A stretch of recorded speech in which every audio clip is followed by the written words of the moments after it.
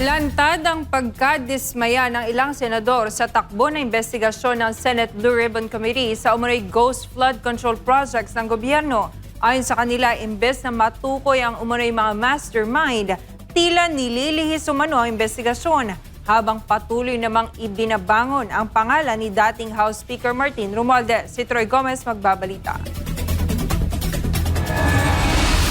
Matapos ang pinakahuling pagdinig ng Senate Blue Ribbon Committee, hayagang nagpahayag ng pagkadismaya si Senador Rodante Marcoleta sa naging focus ng investigasyon. Ayon sa Senador, inaasahan niyang magbubukas ang hearing ng bagong direksyon patungo sa pagtukoy sa tunay na ugat at mastermind ng umunoy ghost flood control projects.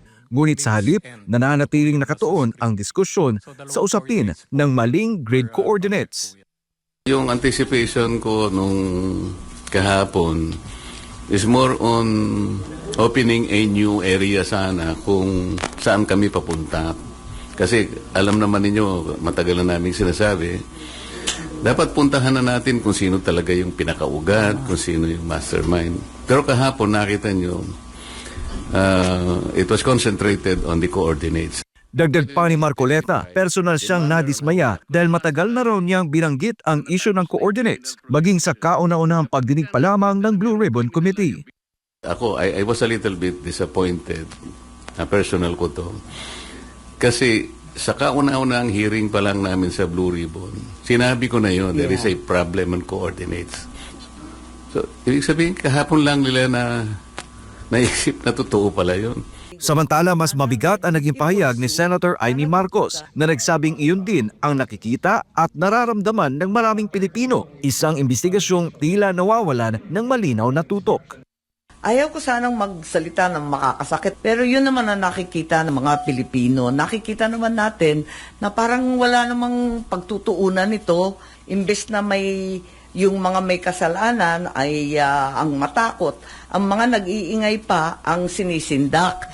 Marinding sinuportahan ni Marcos ang Minority Report na nagsusulong ng isang komprehensibo, patas at walang takot na investigasyon, hindi lamang sa mga implementing agencies at kontratista, kundi hanggang sa umano'y mga mastermind.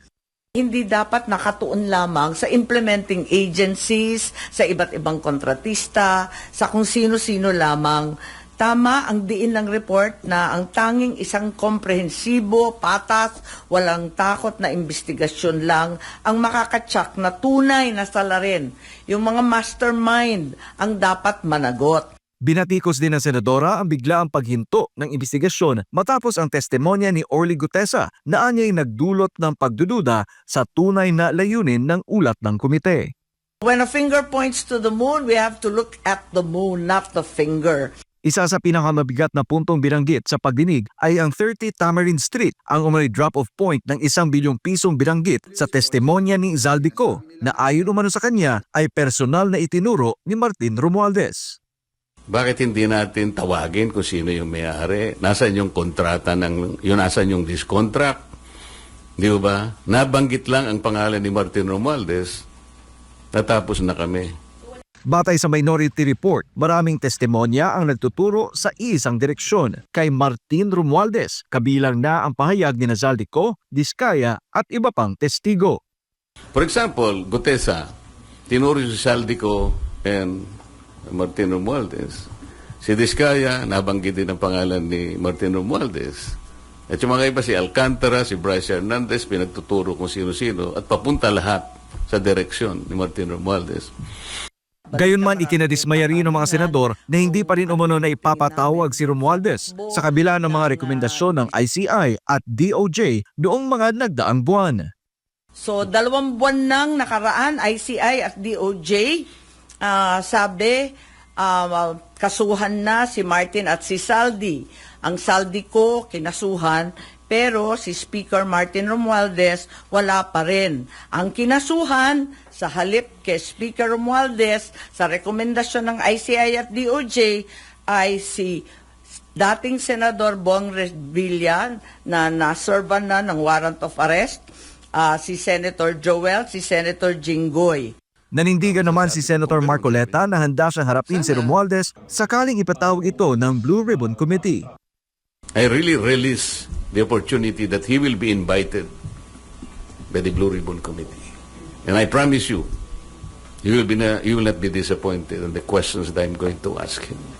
Habang patuloy ang investigasyon sa Senado, nananatili ang tanong ng publiko. Tutuloy ba ang Blue Ribbon Committee hanggang sa pinakaugat ng umano'y anomalya o mananatili na lamang sa gilid ng usapin? Sa huli, inaasahan ng taong bayan na hindi pangalan, kapangyarihan o posisyon ang magiging hadlang sa paghahanap ng katotohanan. Para sa Diyos at sa Pilipinas kung mahal, Troy Gomez nag-uulat, SMNI News.